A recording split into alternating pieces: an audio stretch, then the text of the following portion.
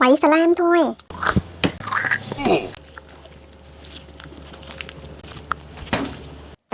Ê, cái gì vậy trời? Trời ơi.